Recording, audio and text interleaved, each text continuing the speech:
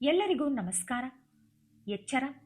ಶುಕ್ರವಾರ ಸಾಯಂಕಾಲ ನಿಮ್ಮ ಮನೆಯಲ್ಲಿ ಈ ಒಂದು ದೀಪವನ್ನು ಹಚ್ಚದಿದ್ದರೆ ನಿಮ್ಮ ದಾರಿದ್ರ್ಯ ಎಂದಿಗೂ ನಿಮ್ಮನ್ನು ಬಿಟ್ಟು ತೊಲಗುವುದಿಲ್ಲ.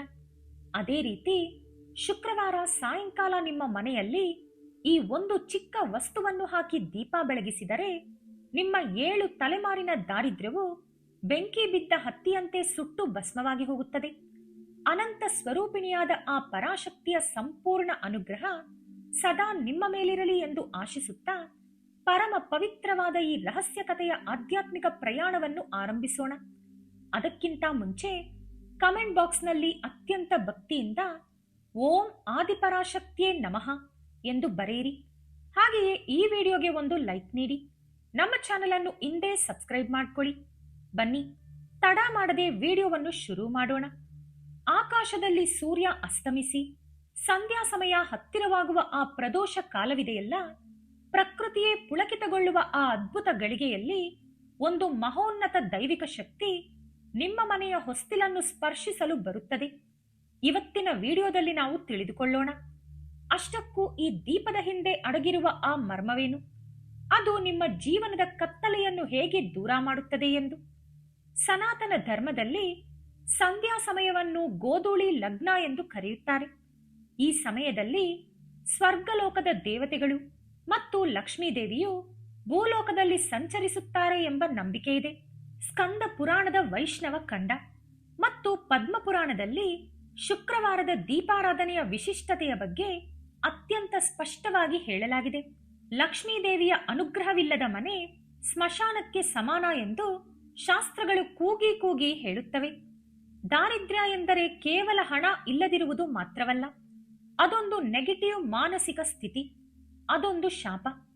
7 ತಲೆಮಾರಿನಿಂದ ನಿಮ್ಮ ವಂಶವನ್ನು ಬೆನ್ನಟ್ಟುತ್ತಿರುವ ದಾರಿದ್ರ್ಯವನ್ನು ಕೇವಲ ಒಂದು ಪುಟ್ಟ ದೀಪ ಧೂಳಿಪಟ ಮಾಡುತ್ತದೆ ಎಂದರೆ ನೀವು ನಂಬುತ್ತೀರಾ?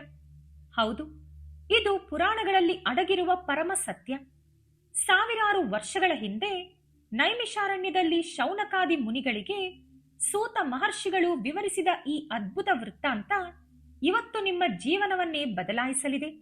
ಆದರೆ ಈ ಕಥೆಯನ್ನು ಕೇಳುವ ಮುನ್ನ ನಿಮಗೊಂದು ಚಿಕ್ಕ ಎಚ್ಚರಿಕೆ.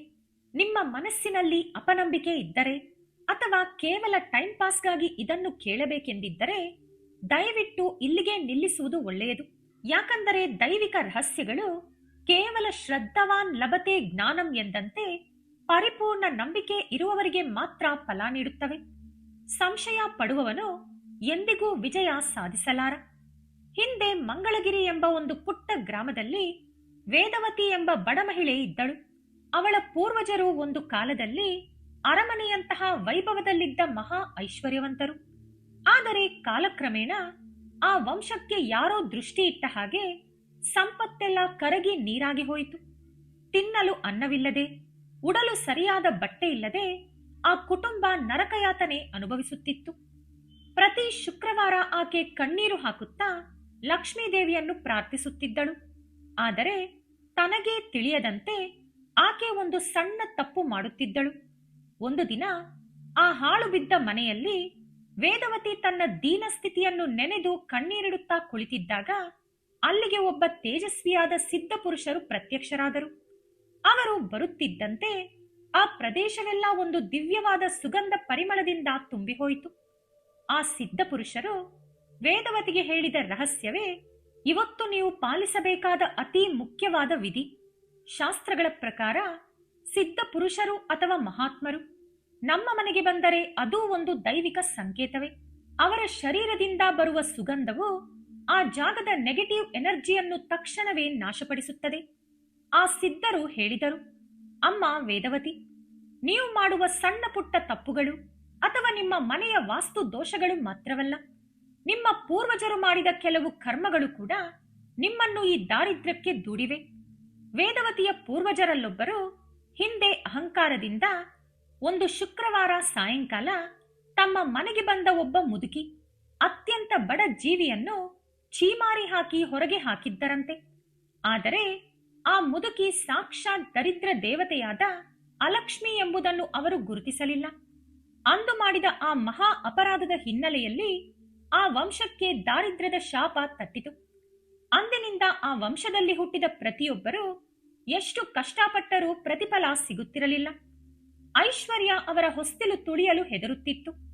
ಆದರೆ ಸಿದ್ಧಪುರುಷರು ಹೇಳಿದರು, ಇವತ್ತು ನೀನು ಮಾಡಲಿರುವ ಈ ವಿಶೇಷ ದೀಪಾರಾಧನೆ ನಿನ್ನ ವಂಶದ ಸಕಲ ಪಾಪಗಳನ್ನು ಸುಟ್ಟು ಭಸ್ಮ ಮಾಡುತ್ತದೆ.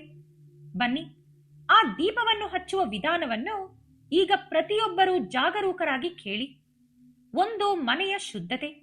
ನೀವು ಈ ದೀಪವನ್ನು ಹಚ್ಚುವ ಮುನ್ನ ನಿಮ್ಮ ಮನೆಯನ್ನು ಅತ್ಯಂತ ಸ್ವಚ್ಛವಾಗಿಟ್ಟುಕೊಳ್ಳಬೇಕು. ಮಹಾಲಕ್ಷ್ಮೀ ದೇವಿಗೆ ಸ್ವಚ್ಛತೆ ಎಂದರೆ ಪಂಚಪ್ರಾಣ. ಎಲ್ಲಿ ಗಲೀಜು, ಕತ್ತಲೆ, ಅಸೂಯೆ ಇರುತ್ತದೆಯೋ ಅಲ್ಲಿ ಅಲಕ್ಷ್ಮಿ ವಾಸಿಸುತ್ತಾಳೆ. ಎಲ್ಲಿ ಸ್ವಚ್ಛತೆ, ಬೆಳಕು ಮತ್ತು ಪ್ರೀತಿ ಇರುತ್ತದೆಯೋ ಅಲ್ಲಿ ಮಹಾಲಕ್ಷ್ಮಿ ನೆಲೆಸುತ್ತಾಳೆ.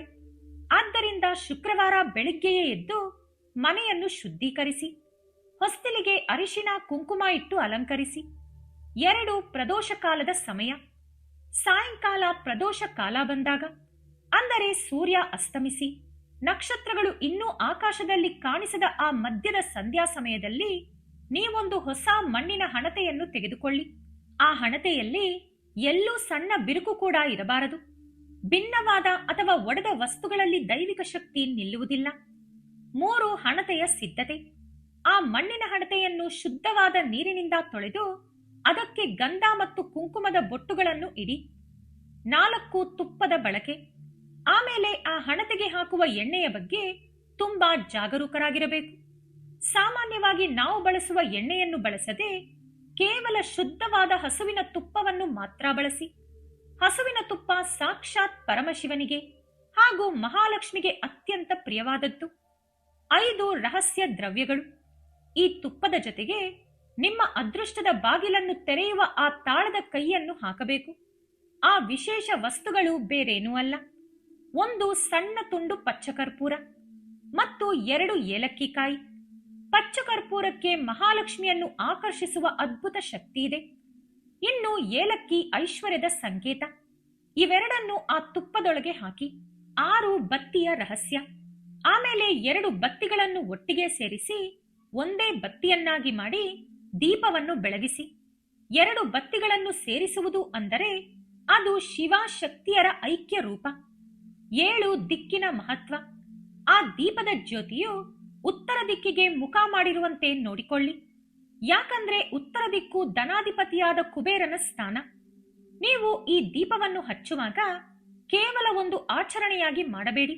ನಿಮ್ಮ ಮನಸ್ಸಿನಲ್ಲಿರುವ ಕೋರಿಕೆಯನ್ನು, ನಿಮ್ಮ ದಾರಿದ್ರ್ಯವನ್ನು ತೊಲಗಿಸುವಂತೆ ಆ ಜಗನ್ಮಾತೆಯಲ್ಲಿ ಅತ್ಯಂತ ಭಕ್ತಿಯಿಂದ ಬೇಡಿಕೊಳ್ಳಿ. ಓ ಮಹಾಲಕ್ಷ್ಮಿ ಲೋಕಮಾತೆ, ಈ ದೀಪದ ಬೆಳಕಿನಲ್ಲಿ ನನ್ನ ಮನೆಯ ಕತ್ತಲೆಯನ್ನು, ನನ್ನ ವಂಶದ ದಾರಿದ್ರ್ಯವನ್ನು ಸುಟ್ಟು ಹಾಕು ತಾಯಿ. ನಿನ್ನ ಕರುಣಾ ಕಟಾಕ್ಷವನ್ನು ನಮ್ಮ ಮೇಲೆ ಬೀರಮ್ಮ ಎಂದು ಮನಸ್ಫೂರ್ತಿಯಾಗಿ ಪ್ರಾರ್ಥಿಸಿ. ಆ ಸಮಯದಲ್ಲಿ ನಿಮ್ಮ ಕಣ್ಣಿನಿಂದ ಬರುವ ಆ ಒಂದು ಭಕ್ತಿಯ ಕಣ್ಣೀರಿನ ಹನಿ ಆ ತಾಯಿಯ ಪಾದಗಳನ್ನು ಮುಟ್ಟಬೇಕು. ಭಗವಂತ ನಿಮ್ಮ ಹತ್ತಿರವಿರುವ ಸಂಪತ್ತನ್ನು ನೋಡುವುದಿಲ್ಲ, ನಿಮ್ಮಲ್ಲಿರುವ ನಿಷ್ಕಲ್ಮಶ ಭಕ್ತಿಯನ್ನು ಮಾತ್ರ ನೋಡುತ್ತಾನೆ. ವೇದವತಿ ಈ ದೀಪವನ್ನು ಬೆಳಗಿಸಿದ ತಕ್ಷಣ ಅವಳ ವಂಶದ 7 ತಲೆಮಾರಿನ ಪಿತೃದೇವತೆಗಳು ನರಕದ ಯಾತನೆಗಳಿಂದ ಮುಕ್ತಿ ಪಡೆದು ಆಕೆಯನ್ನು ಮನಸಾರೆ ಆಶೀರ್ವದಿಸಿದರು. ಶಾಸ್ತ್ರಗಳ ಪ್ರಕಾರ ಪಿತೃದೇವತೆಗಳು ತೃಪ್ತರಾಗಿ ಶಾಂತಿ ಹೊಂದಿದ್ದರೆ ಮಾತ್ರ ಆ ವಂಶದಲ್ಲಿ ಸಂಪತ್ತು, ಸಂತಾನ ಮತ್ತು ನೆಮ್ಮದಿ ವೃದ್ಧಿಯಾಗುತ್ತದೆ. ಪಿತೃದೋಷವಿದ್ದರೆ ಎಷ್ಟೇ ಸಂಪಾದಿಸಿದರೂ ಹಣ ಕೈಯಲ್ಲಿ ನಿಲ್ಲುವುದಿಲ್ಲ. ನೀವು ಹಚ್ಚುವ ಈ ದೀಪದ ಕಾರಣದಿಂದ ನಿಮ್ಮ ಮನೆಯೊಳಗಿನ ಗಾಳಿ ಕೂಡ ಅಮೃತದಂತಾಗುತ್ತದೆ.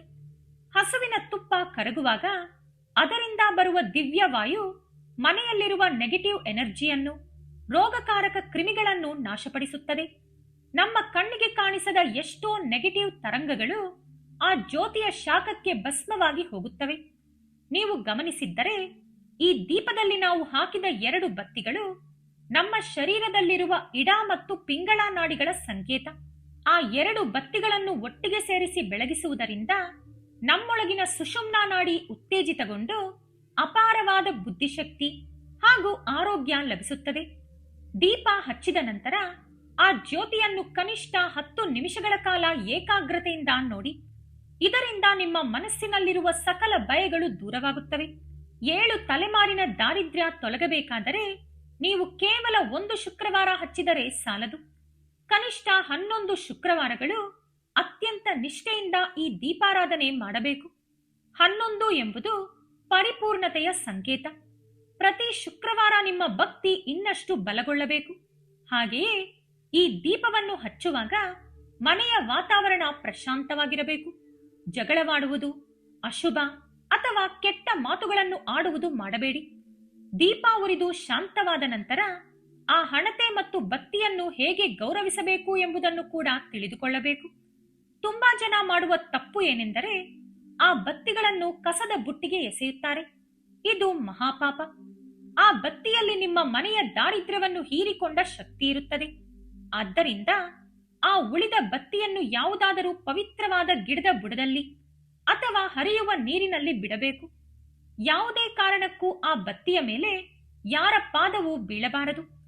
ಈ ಪದ್ಧತಿಯನ್ನು ಪಾಲಿಸುವುದರಿಂದ ನಿಮ್ಮ ಸಾಲದ ಬಾಧೆಗಳು ನಿವಾರಣೆಯಾಗುವುದು ಮಾತ್ರವಲ್ಲ, ನಿಮ್ಮ ವಂಶದಲ್ಲಿ ಮುಂದೆ ಹುಟ್ಟುವ ಮಕ್ಕಳು ಕೂಡ ತೇಜಸ್ವಿಗಳಾಗಿ ಜ್ಞಾನಿಗಳಾಗಿ ಬೆಳೆಯುತ್ತಾರೆ.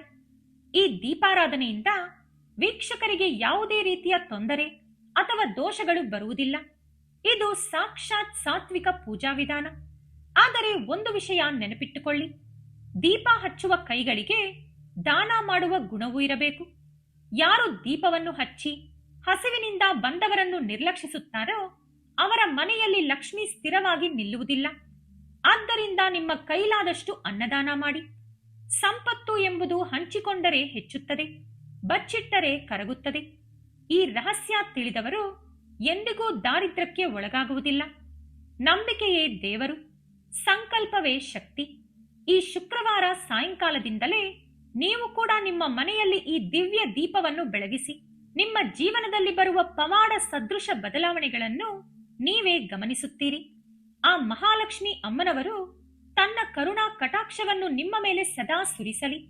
ನಿಮ್ಮ 7 ತಲೆಮಾರಿನ ದಾರಿದ್ರ್ಯ ತೊಲಗಿ ಸುಖ, ಶಾಂತಿ, ಐಶ್ವರ್ಯದಿಂದ ಬಾಳಿ ಎಂದು ಮನಸ್ಪೂರ್ವಕವಾಗಿ ಪ್ರಾರ್ಥಿಸುತ್ತೇನೆ.